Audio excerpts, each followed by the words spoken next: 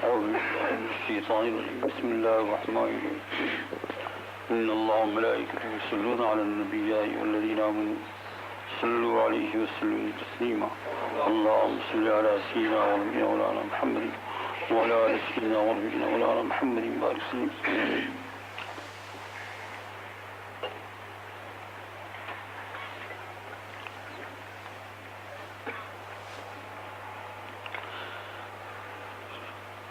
روایت انشاءاللہ تو حدیث پاک کل پڑھیں گے چونکہ آج ختم خادیان بھی ہے اور درود شریف بھی پڑھنا سب کو، لیکن ایک دو بات عرض کر دیتا ہوں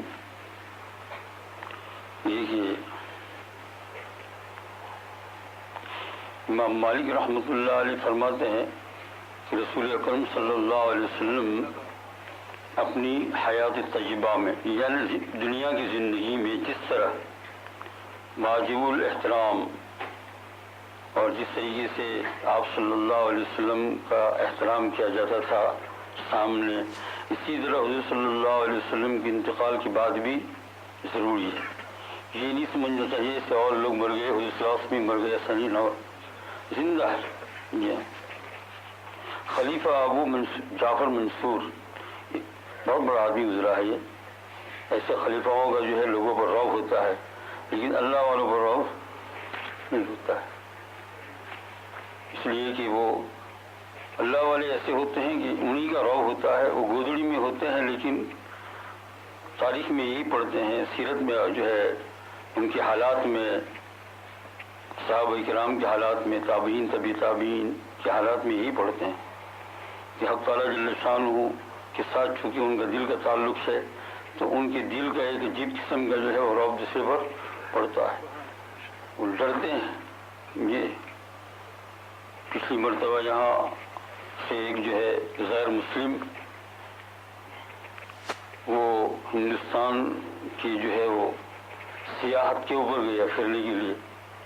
وہاں سے آنے کے بعد ایک چھوٹے سی انگلش میں کتاب لکھی غیر مسلم نے،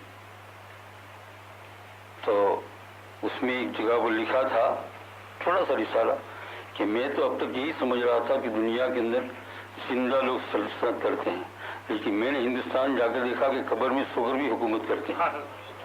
اور یہ اس نے تاثر لیا حضرت خواجہ معین الدین چشتی اجمیری رحمۃ اللہ علیہ کہ یہاں جا کر، کیونکہ وہ بھی لوگ جب تفریح کرنے جاتے ہیں نا تو وہاں بھی جاتے ہیں، بہت سے ہوتے ہیں غیر مسلم، پیران پیر بابا کلیئر اور خواجہ معین الدین چشتی اجمیری وغیرہ، حضرت بزرگ ثانی.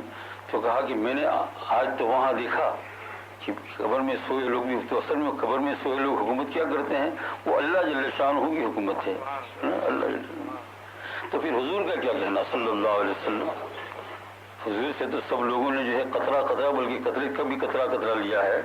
تو آپ صلی اللہ علیہ وسلم تو میں نے کہا کہ امام مالک رحمۃ اللہ علیہ بہت عاشق رسول تھے، بڑے عجیب عجیب ان کے قصے ہیں.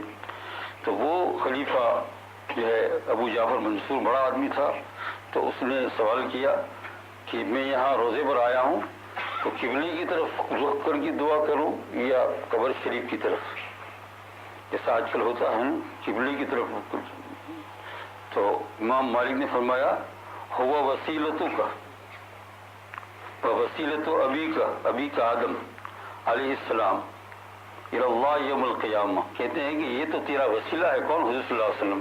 اور تیرے باپ کے لیے بھی وسیلہ ہے، باپ کو آدم علیہ السلام قیامت تک.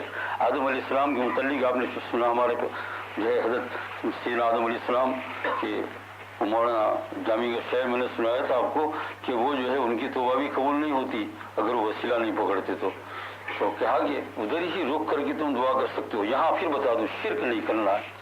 اب ہم دعا کر رہے ہیں، یہ جو وہاں یوں ہاتھ اٹھاتے ہیں تو اس میں بھی جواز کا درجہ تو مل جاتا ہے، لیکن سب کے لیے نہیں، سب کے لیے نہیں. اگر کوئی آدمی ایسا پکا ہو موحد اور وہ دعا اللہ تعالیٰ ہی سے کرتا ہے اور یوں جیسا کہ یا اللہ میری اس دعا کو قبول فرما حضور صلی اللہ علیہ وسلم، اور سامنے روزہ ہے تو کوئی حرج نہیں. لیکن عام لوگوں کو کیا کر دیا جائے گا؟ منع کر دیا جائے گا. اسی لیے قبر پر جاتے ہیں نا تو ذرا پھر کر دعا کرتے ہیں تاکہ کیا ہو جائے؟ شرک کا شبہ نہ ہو. لیکن جس وقت اگر ہاتھ نیچے کیے ہوئے ہو، اور عام طور سے نیچے ہی کیے ہوئے ہوتے ہیں، ادب کے ساتھ کھڑے ہوتے ہیں، اس وقت اللہ تعالیٰ سے دعا کرے اور رخ ادھر ہی رہے، کہاں؟ روزہ کی طرف، اور یوں دعا کرے کہ یا اللہ میرے فلاں کام میں میری مدد فرما تیرے رسول صلی اللہ علیہ وسلم کے وسیلے سے۔ بلکہ آپ حضور صلی اللہ علیہ وسلم کو وہاں خطاب کر کے کہہ سکتے ہیں، کیونکہ آپ نے بارہا سنا ہوگا، علماء سے کتاب میں پڑھا کہ وہاں جو ہم سلام کلام پڑھتے ہیں حضور سنتے ہیں، تو یا رسول اللہ آپ اللہ تعالیٰ کے دربار میں میرے لیے سفارش کر دیجئے۔ اور پھر امام مالک رحمۃ اللہ علیہ نے یہ خلیفہ ابو جعفر منصور کو بتایا تو اسی پر اس نے عمل شروع کیا، اور ساتھ ساتھ آیت بھی بتا دی، کہا قرآن پاک میں نہیں پڑھا تم نے؟ وَلَوْ أَنَّهُمْ إِذْ ظَلَمُوا أَنفُسَهُمْ جَاءُوكَ فَاسْتَغْفَرُوا اللَّهَ وَاسْتَغْفَرَ لَهُمُ الرَّسُولُ لَوَجَدُوا اللَّهَ تَوَّابًا رَحِيمًا۔ 5ویں پارے میں یہ آیت ہے، وَلَوْ أَنَّهُمْ إِذْ ظَلَمُوا، جبکہ یہ لوگ کوئی ظلم کرے، گناہ کرے امتی لوگ، وَلَوْ أَنَّهُمْ إِذْ ظَلَمُوا جَاءُوكَ، پھر آپ کی خدمت میں آئے، کس میں آئے؟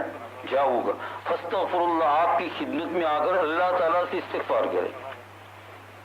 خدمت میں تو آپ کی دیکھو کتنا کھلم کھلا امام مالک رحمۃ اللہ علیہ پڑھ کر سنا رہے ہیں خلیفہ ابو جعفر منصور کو کہ وَلَوْ أَنَّهُمْ ظَلَمُوا أَنفُسَهُمْ جَاءُوكَ فَاسْتَغْفَرُوا اللَّهَ، اللہ تعالیٰ سے معافی مانگو، وَاسْتَغْفَرَ لَهُمُ الرَّسُولُ، اور اے نبی صلی اللہ علیہ وسلم جب آپ سے یہ لوگ سفارش کرے کہ میرے لیے آپ اللہ تعالیٰ سے استغفار کیجئے تو آپ بھی ان کے لیے استغفار کیجئے، حکم دیا ہے، فَاسْتَغْفَرَ لَهُمُ الرَّسُولُ۔ اگر یہ دونوں چیز جمع ہو جائے گی، دونوں چیز کون سی؟ اللہ تعالیٰ سے استغفار کرتے ہیں اور حضور صلی اللہ علیہ وسلم سے استغفار کی سفارش کراتے ہیں، تو پھر کیا ہے؟ فرمایا جب یہ دونوں چیز جمع ہو گئی تو ایک تیسرا نتیجہ سامنے یقیناً آ گیا جس میں کوئی شک نہیں ہے، لَوَجَدُوا اللَّهَ تَوَّابًا رَحِيمًا، تم اللہ تعالیٰ کو تواب توبہ قبول کرنے والے پاؤ گے، گناہ معاف ہو گیا۔ رحیم تو تواب مانا توبہ قبول کر لی، اور رحیم کا معنی یہ ہے کہ کبھی تمہارے دل میں شیطان یہ نہ ڈالے کہ میں اتنے سارے گناہ کیے معاف کیسے ہوں گے، تو فرمایا تم اپنے اوپر قیاس مت کرو، رحیمہ وہ تو بہت بڑا رحم کرنے والا ہے، لوجہ اللہ تواب رحیم۔ اس لیے میرے بھائیو مختصر سی بات عرض کر دوں کہ رمضان مبارک کا مہینہ ہے، بار بار دعا کرتے ہوں گے آپ، موقع ملتا ہوگا سحری میں، افطاری میں، دن کو، رات کو، ہے نا۔ یہ روزے میں جو ہے نا وہ پھیکی پھیکی دعا ہوتی ہے لیکن اصل دعا ہوتی ہے، اس کو معمولی نہیں سمجھنا۔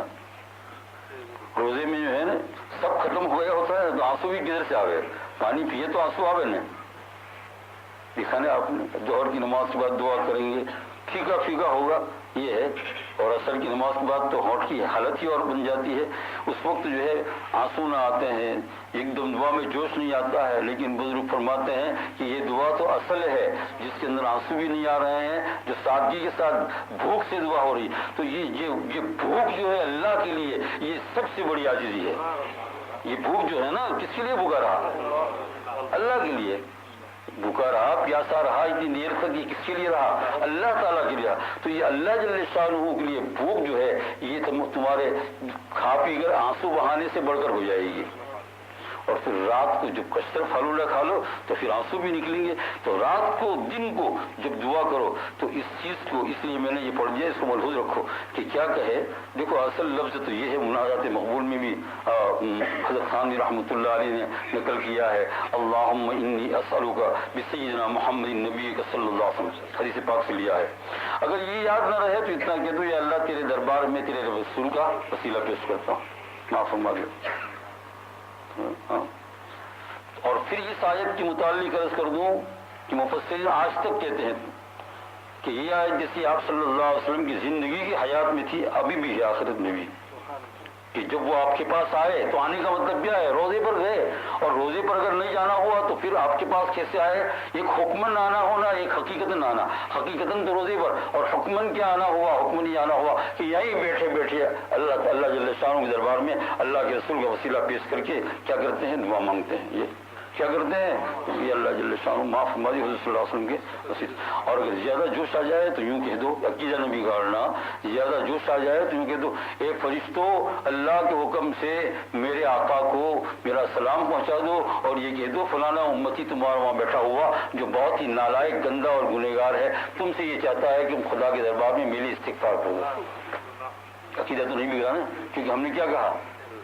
فرشتوں سے کہا، اور فرشتوں کے لیے تو ہے کہ وہ آنن فانن اللہ تعالیٰ نے وعدہ کیا ہے کہ جو تم درود پڑھتے ہو وہاں لے جاتے ہیں. یہ ماشاءاللہ کل جمعہ کا دن ہے, درود شریف پڑھتے جاؤ اور یہ کہتے جاؤ, درود شریف پڑھتے جاؤ, کاروبار بھی کرو, تجارت بھی کرو, سب کچھ کرو اور اس کے ساتھ بھی کہتے جاؤ, زیادہ جوش آ جائے لیکن عقیدہ نہیں بگاڑنا. دیکھو عقیدہ بہت بڑی چیز ہے, اس میں جو گڑبڑی ہوگی تو پھر کوئی چیز کام میں نہیں آئے گی.